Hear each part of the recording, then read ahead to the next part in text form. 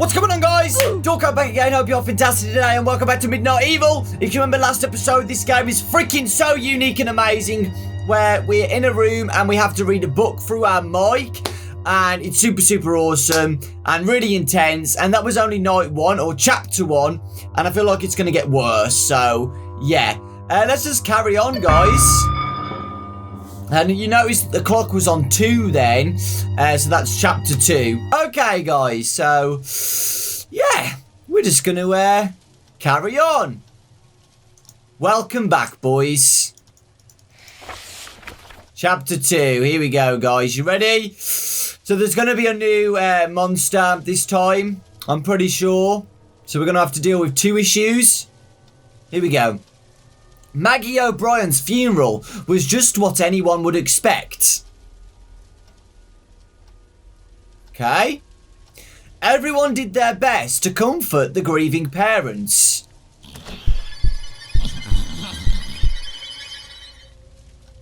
What the hell? Well, that was a block then. Did you guys just see that? I think I just picked something up like a green block. Because I just got an achievement. Does it get like an Easter egg or something? I don't freaking know. I definitely just hovered over that green block thing and it disappeared. And an achievement popped up called Data Block. We'll have to investigate that. Colin kept to himself. Everyone assumed it was because he blamed himself. Oh no. That was definitely that door, boys. Great, I've just realised that. Oh my, great. After his sister had been laid to rest, I came to him to ask him how he was doing. He looked up at me, eyes red from either crying, lack of sleep, or a combination of the two, and said I really saw them, the little green monsters. Ah! God damn it! Oh, I did not see him then. Holy crap. Oh my god, I was just completely oblivious then, boys. Oh my god. My heart ached as I put my arms around the boy. I kept telling myself that seeing his little sister in pieces couldn't have been easy for him. Oh god. Okay. He was just in shock. Oh. I'm going to be in shock in a freaking minute, boys. Holy crap. The stories of the Earthlings were only told to scare the children into doing what they were told. That was all. The first thing my grandmother told me about the Earthlings was that there were 3 tribes. Didn't we already read this part? Might have been crazy. The first thing my grandmother told me was about the Earthlings was that there were 3 tribes. Thank you, game. The green ones had round bellies and piercing blue eyes. That's the first... Okay, this is different, guys. I think we heard about the 3 tribes on the last chapter, though, but now we're going into detail. So the first ones were the green ones with the green eyes, who we've encountered. She said they could be heard if you walked deep into the swamp at night. Okay. They would laugh and sing as they danced around their tiny campfires, which would appear only as tiny flickering lights through the trees. They were the least lethal of the 3 tribes, but every bit as evil. Okay. Guys, apparently, if I keep panicking, it's because I keep looking around instead of reading. I should only look around when I hear a noise, apparently, but I'm still super anxious about doing that. Okay. The red ones. Oh, God. The red ones were more temperamental and even faster than the green cousins. They're going to appear tonight, 100%. So they're faster, which means they're going to, like, attack me faster if I'm too slow. They didn't sing or dance around campfires, and their celebrations were a bit more gruesome. Well, there's the green one, boys. No red one yet. They prefer to eat children from the inside out. Oh my god. Okay. It was even thought by some that they were only red because they were stained by the blood of their victims. One's going to appear at the end of this, guys, 100%. But I don't know where. It could be anywhere. I've got a feeling one's going to be up on the fan. Fiery red, bristle-like hairs sprouted from the tops of their heads, and their glowing yellow eyes seemed cold and calculating. I didn't read that right, guys, because I repeated myself. Fiery red, bristle-like hairs sprouted from the tops of their heads, and their glowing yellow eyes seemed cold and calculating. Oops. I bet you I die, guys, if I do that and the monster's there. The pale Urklings were another class altogether. They had white skin and wild and tamed blue hair that flowed out in every direction. Oh my god, guys. The most unsettling thing about them was that they had no eyes at all, yet they somehow were the most keen and efficient killers of the three. Grandmother said their long wiry hair could somehow sense the presence and locations of children. There were some things that all three tribes had in common.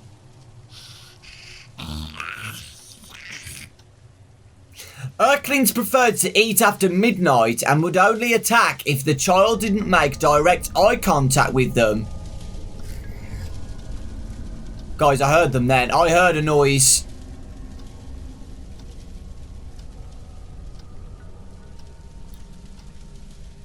Okay, I think we're good. I reassured myself that the O'Brien girl being attacked barely after sunset meant that she had to have been the victim of a wild animal attack. Oh my god! A few of the men in the village came together to hunt down the beast that killed the girl. Damn it, it didn't read. A few of the men in the village came together to hunt down the beast that killed the girl. Okay. They came back 2 days later, carrying the carcass of a large wolf. Hello? The whole village breathed a sigh of relief and a big celebration was held. Oh, we're done, boys. We're done. Last page. Oh, there's a wolf there. You look cute.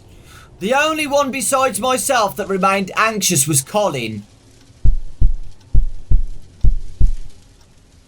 Looking at his face that night, I knew that he believed the creatures that killed Maggie were still out there waiting. He was right. Well done, boys. Good job. WIGS-FM 98.7. Here we go again. Talk. Hello, darkness. Welcome to the top of the hour.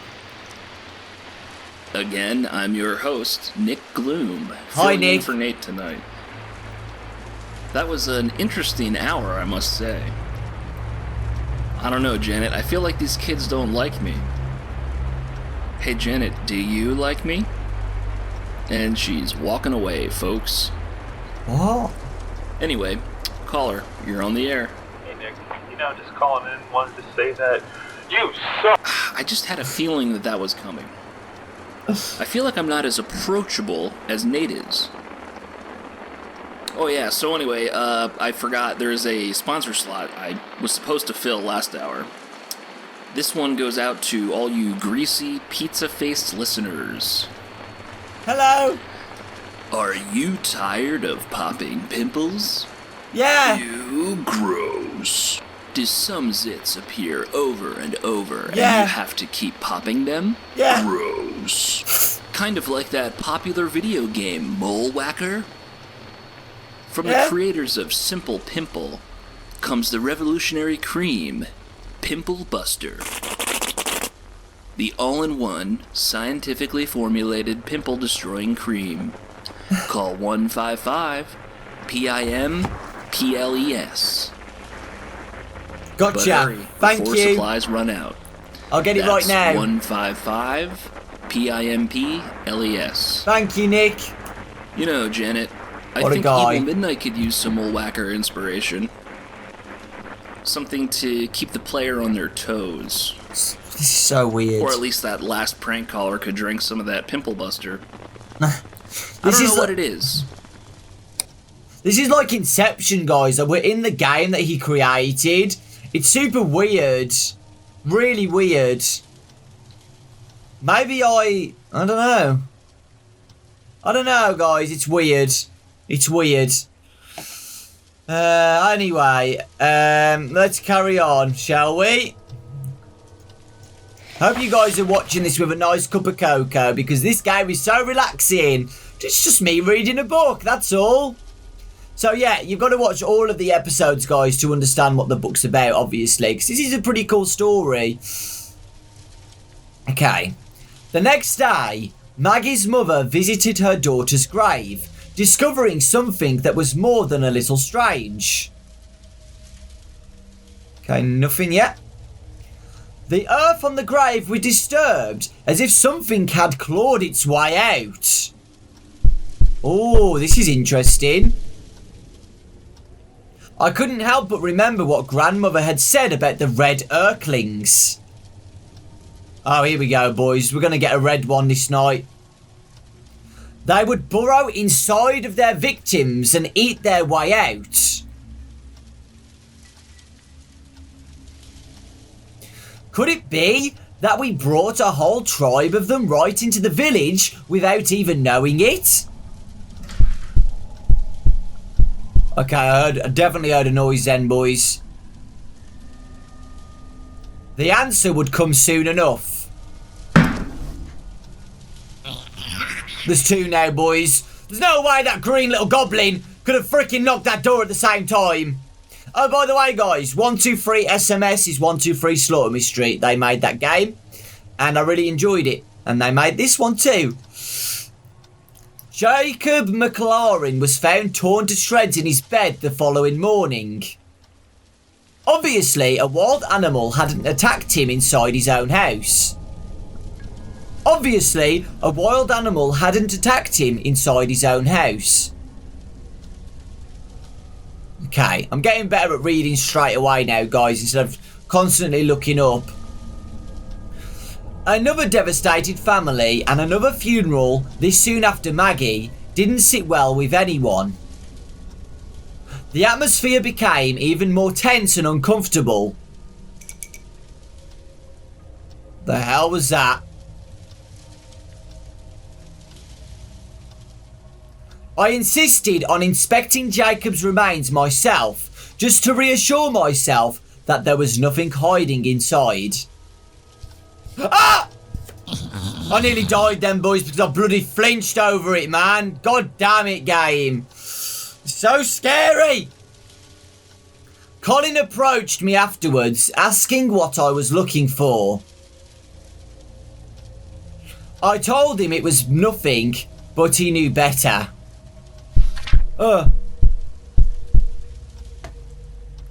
You believe me about the monsters, don't you? His young face was determined as he spoke. Damn it, I did that too slow. You believe me about the monsters, don't you? His young face was determined as he spoke. You're the only one that doesn't look at me like I'm crazy. Hello again, mate. I swallowed hard, started to... What? Hold on. I swallowed hard, started to deny it. But the words caught in my throat, and as much as I tried, I couldn't lie. Listen. I put my hands on his shoulders. Ah! What the hell? Oh no! Oh god, okay. What the frick? So the red one, you have to keep looking at him and he doesn't die straight away. Oh no. I don't think you're crazy, but we need to be sure of what we're dealing with before we spark a full-blown panic. Oh no. Tell me exactly what happened. Colin took a deep breath, working up his nerve. It was so dark, but I had a good torch. I called her name over and over. She didn't answer. Then I heard something. Oh, I keep looking up too much, guys, because the red one made me anxious. It sounded like chewing. I took a few more steps and saw her laying there. Oh. Is he dead? Is he dead? He's gone, he's gone. He's gone. He's gone, right? Yeah? All over her were these fat little green monsters. They had mouthfuls of pointy teeth that looked like needles and massive clawed hands. Just then, a twig snapped under my foot and they all stopped what they were doing and looked right at me. That's when I screamed and they scattered. Oh God. They were gone before any of the grown-ups got to me. I'd rather risk being panicked, guys, than get killed by one of these freaking Earthlings. His eyes filled with tears at the memory. Please, tell me what they are. Oh! I get goosebumps, guys, every time I see one. This would have been awesome in VR. He was no more than 11 or 12, having just lost his sister and now his friend. No one had believed him when he tried to tell us before. It couldn't have been easy, but he opened up to me. I felt it was only right that I tell him what I knew. We sat together by the bonfire late into the night, and I told him about the old stories.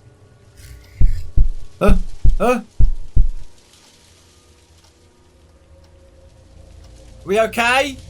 I hate hearing noises, but they're not there. Makes me scared that I'm going to get jump scared, guys. Unfortunately, the one thing that my grandmother hadn't mentioned was how to get rid of them. Looking into the flames, I got an idea. Oh God. Oh God. I knew that most unholy creatures were repelled by fire. Oh! Oh my God! Oh my freaking God! Oh my God! Man, they were both here! Well, Colin folded his arms. Can you leave me alone?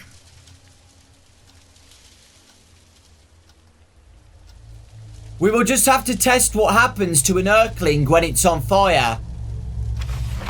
We did it! We did it! What the hell? Those are the 1, 2, 3 Slaughter Me Street characters, guys. Those little figures. Oh my God. Okay, boys.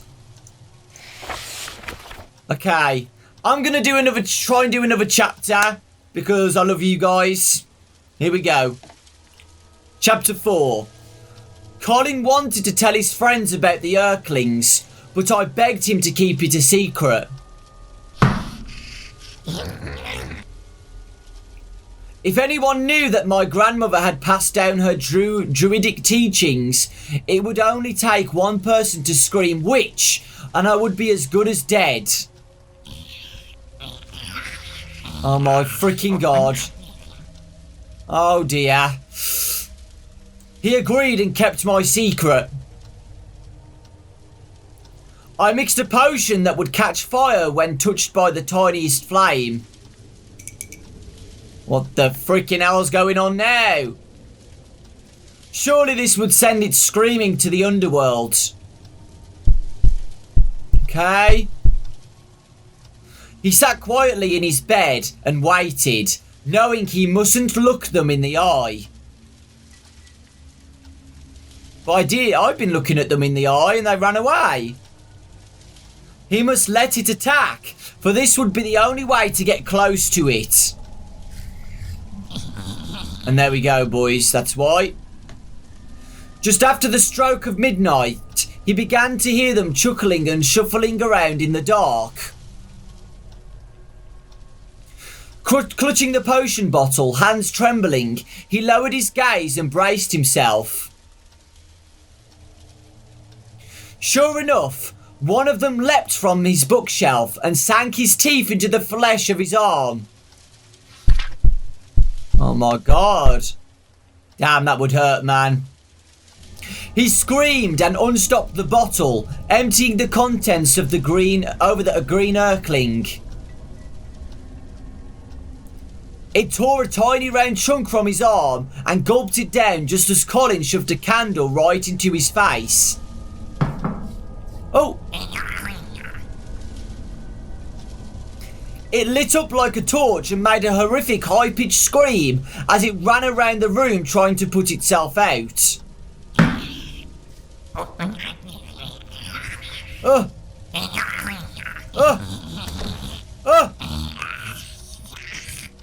Okay, we're doing good, boys, I'll be honest. The curtains caught fire as 4 more Erklings sprung out from their hiding places. Oh god. Colin ran outside, screaming and cradling his blood-soaked arm. His parents soon joined him outside in a panic, trying to figure out what had happened. Okay. Just then, a tiny fireball came racing through the doorway and zigzagged towards the woods.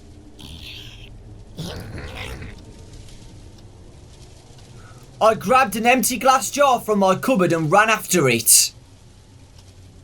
What? They're bigger than a glass jar, surely! The jar made a funk sound as it landed over the flaming Erkling, and the fire quickly went out. To my horror, the thing wasn't dead. Okay. It didn't even look like it was dying. It's already been said, guys, that the Erklings can't die by anything. You have to read the book. Though, blackened from being set ablaze, it was just as spunky as ever. We're nearly done, boys. I quickly scooped up the jar and screwed the lid on. Hello? Hello? Hello?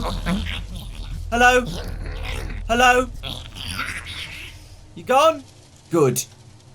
As I made my way back home, some of the villagers were trying to put out the fire inside the house, and others were tending to Colin's arm, telling him that it must have been a rat. I mean, they kind of look like rats, I guess. God damn it, how can a rat bite a chunk out of his arm, though? Holy crap. I've never seen a rat quite like this, I shouted and held the jar up high so everybody could see. Damn, they've got busted, boys. They've got caught. I want the guy to hold up the jar and go, "Ladies and gentlemen, we've got him." The instant they all looked in my direction, their jaws dropped open and Colin's face lit up for the first time since he'd lost his sister. He knew everyone finally saw that he had been telling the truth all along, and they all felt terribly ashamed for not believing him in the first place. Unfortunately, the joy of this small victory was short-lived. Hello. Oh, hello.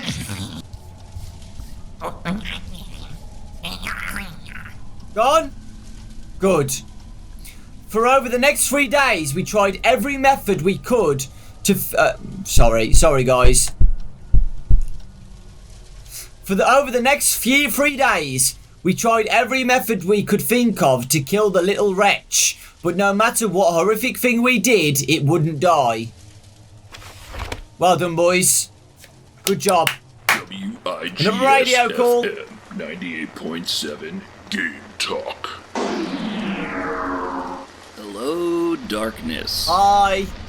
I'm your host, Nick Gloom. Hi, Nick Gloom. In for Nate tonight, as we dive deep into Game Talk. Okay. Sorry about those technical issues we experienced last hour. I think Janet might have fallen asleep. For those of you that missed it, we were having an interesting discussion about game difficulty and learning curves. You know, Nate likes Dragons and Dungeons, but apparently I'm dumb for thinking it's too difficult. Apparently, kids can play it. So what do I know? Kinda like my work in progress, Evil Midnight, which, as I mentioned earlier, if you weren't around, is going to be more of a horror game. I'm not really sure, but I would imagine, in a game like that, confusing the player could be an evil tactic. Something like grooming them up to expect one thing, and then yank the rug out, so to speak. Uh-oh. Anyway, I'm rambling. Hello, caller, you're on Game Talk. He's teased the next night, guys. Must have lost him. Hello, caller, you're on Game Talk.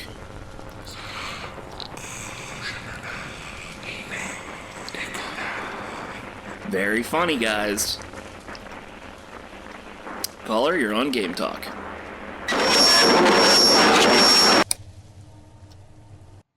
Uh-oh. Oh boy. Oh boy, oh boy, oh boy. Okay, guys. Chapter 5. I'm going to call that today's episode. Thank you so much for watching. Please leave a like if you enjoyed. I really think this game is amazing, and I'm looking forward to the next chapters. The radio calls are getting more interesting. So yeah, I'm excited. Lots of love. Thanks for watching, and I'll see you all next time. Bye-bye.